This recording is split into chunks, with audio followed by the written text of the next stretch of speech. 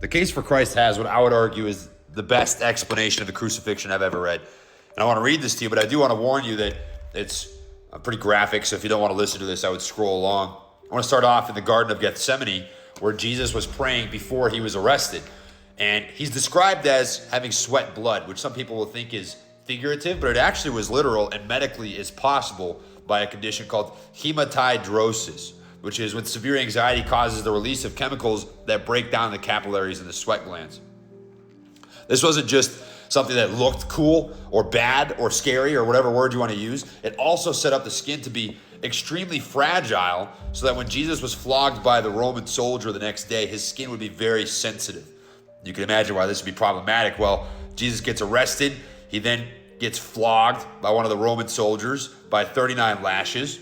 The braided leather thongs had metal balls woven into them, as well as sharp pieces of bone that would have cut the flesh severely. The back would have been so shredded that part of the spine would be sometimes exposed by the deep, deep cuts. The lacerations would tear into the underlying skeletal muscles and produce quivering ribbons of bleeding flesh. The sufferer's veins would be laid bare, and the very muscles, sinews, and bowels of the victim were open to exposure. This would lead to something called hypovolemic shock. Hypovolemic shock would be somebody suffering the effects of losing a large amount of blood. So Jesus lost an incredible amount of blood, and at this point is told, pick up your cross and walk yourself to where we're going to crucify you. And this is when we see Jesus say that he's thirsty. We see him fall over, and Simon has to carry him the rest of the way. And this is where it gets really brutal, man. So Jesus would have been laid down.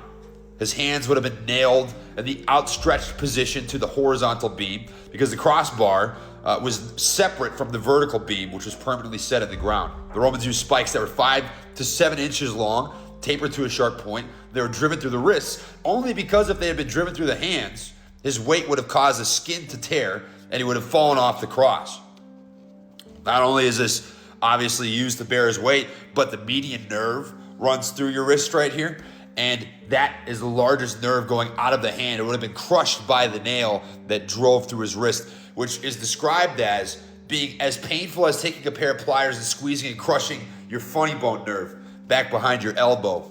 At this point, Jesus was hoisted up the crossbar, and it was attached to the vertical stake, and his nails were driven through the feet. Again, the nerves in his feet would have been crushed, and there would have been a similar type of pain. And this part I didn't know about until I read this book.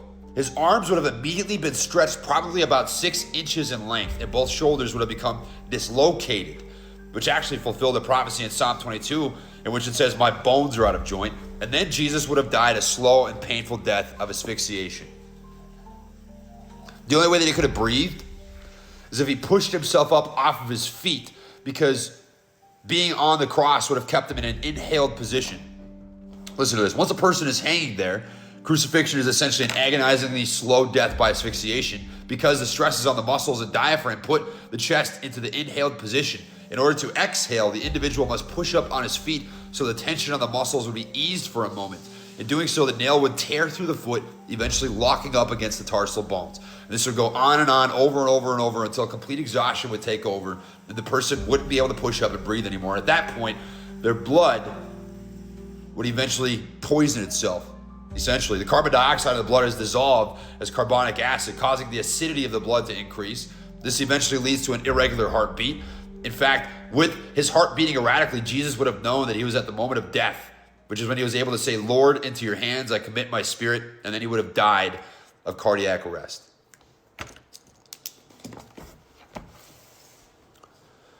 All of this Jesus did after his disciples left him. All of this he did for you. I think it's important to recognize how brutal and gruesome and horrific crucifixion was. Today's called Good Friday, but it certainly isn't because what he went through is a good thing. Give your thanks. God bless.